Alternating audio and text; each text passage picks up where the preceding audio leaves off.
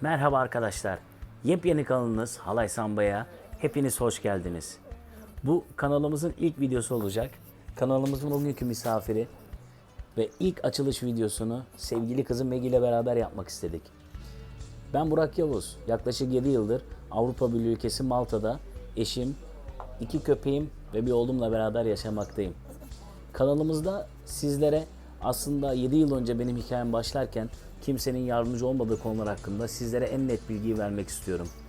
Malum günümüz koşullarında şu an hepimizin hayalleri Avrupa ülkelerinden herhangi birine taşınmak, orada yaşamak, orada hayatımızı devam ettirmek. Aslında hepimizin hayal dediğim gibi bu olsa da bu konu hakkında çok yanlış bilinen bilgiler var. Özellikle Facebook, Instagram'dan birçok arkadaşımız Malta'ya taşınmakla ilgili bana özelden mesajlar atmakta veya Facebook'taki Avrupa Birliği'ndeki Türkler gruplarından mesajlar atmakta ve maalesef ki çok yanıltıcı, çok yanlış bilgiler bu gruplarda paylaşılmakta. Şimdi öncelikle şöyle yapacağız arkadaşlar. 7 yıl önce benim hikayem nasıl başladı ve Avrupa Birliği ile nasıl tanıştım? 7 yıl önce Türkiye'de ben Turkcell Global Bilgi bünyesinde yaklaşık 6 yıl boyunca çalışmıştım. Ve 6. yılımın sonunda Avrupa Birliği ülkesi olan Malta'dan bir iş teklifi aldım. Buradaki bir çağrı merkezi üzerinden.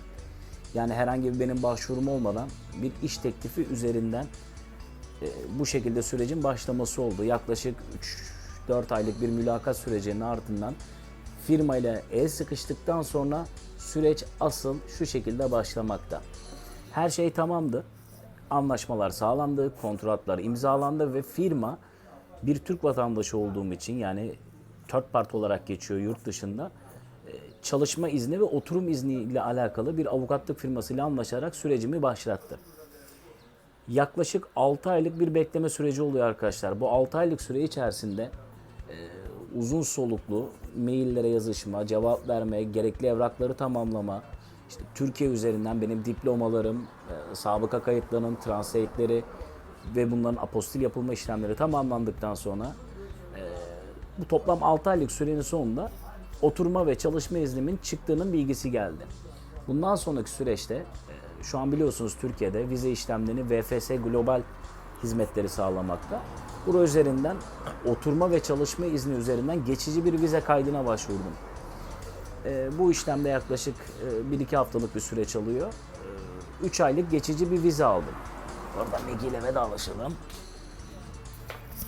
Bu vize işlemin sonunda arkadaşlar firma, anlaştığınız firmaya bağlı olarak uçak bileti, kalacağım otel bunlarla tamamlandıktan sonra benim Malta yolculuğum başladı.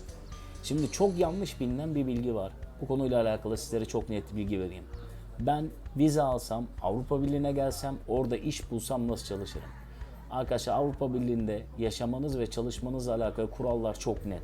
Ve bunlar Türkiye'deki gibi esneklik göstermiyor. Önünüzde toplam 3 farklı süreç olacak. Nasıl çıkarsınız? 1. Turist vizesi olarak buraya gelip sadece ziyaret edebilirsiniz. İkincisi, benim yaptığım işlem gibi bir çalışma izni alır ve firmanız tarafından tüm sponsorluk işlemleri tamamlanır ve Malta'ya geçici vizeyle gelip buradaki yaklaşık bir haftalık 10 günlük süreç içerisinde çalışma ve kimlik kartınızın, çalışma izni ve kimlik kartınızın çıkarma işlemlerini tamamlarsınız. Üçüncü süreç ise bir aile birleşimidir. Bu da bir evlilik üzerinden olmaktadır. Bununla da ilgili bilinen çok yanlış süreçler var. Siz örnek veriyorum bir Avrupa Birliği vatandaşı ile evlendiniz ve bunu mutlaka örnek veriyorum eşiniz sizin adınıza Malta'da yaşamakla alakalı veya farklı bir ülkede yaşamayla alakalı bir başvuru süreci başlattığında hükümet sizlerden resmi olarak bu evliliği ispatlamanızı istiyor. Sadece bir evlilik belgesi yeterli değil.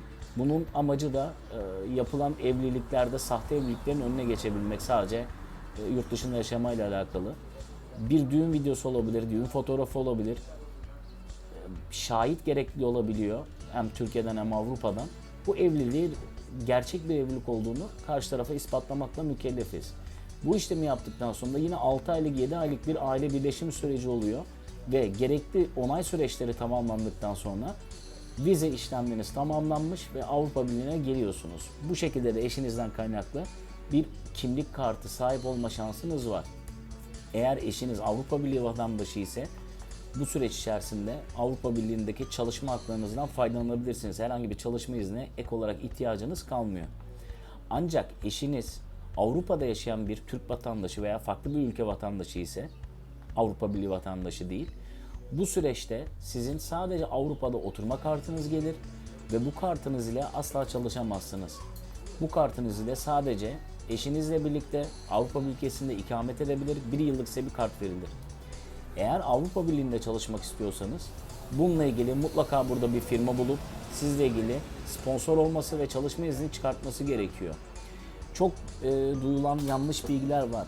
Ben gelirim, orada iş bulurum, part time olarak çalışırım. Arkadaşlar şöyle düşünün. Avrupa Birliği'nde herhangi bir ülkede halihazırda bulunan bir işletme öncelikli tercihi maalesef ki Avrupa'da çalışma izni problemi olmayan Avrupa Birliği vatandaşları olmakta. İlk tercihleri bu şekilde. Eğer çok kalifiye bir elemansanız, örneğin doktor, teknisyen, mühendis veya dil tercümanlığı gibi farklı 3-5 farklı dil bilen bir kişisiniz, evet, iş bulma imkanınız çok daha hızlı bir şekilde ilerlemekte. Ancak kalifiye olarak sunabileceğiniz herhangi bir iş aktiviteniz, iş CV'niz bulunmuyorsa bu durumda maalesef ki Avrupa'da bulabileceğiniz iş standartları en alt seviyeden başlamakta. Videonun ilerleyen süreçlerinde sizlere Avrupa'da iş nasıl bulunur, hangi işlerde ne kadar ücret kazanılır ve ortalama yaşam maliyeti bir Avrupa ülkesinde ne kadardır? Bununla ilgili detaylı bir video paylaşıyor olacağım. Umuyorum çok samimi bir video sağlamaya çalıştım sizlere. Videolarımız da bu şekilde ilerleyecek. Sizlere en net bilgileri aktarmaya çalışıyor olacağım. Videoyu beğenirseniz veya bir sonraki video için yorumlarda sorularınızı yazarsanız bu sorulara da tek tek cevap vermeye çalışacağım.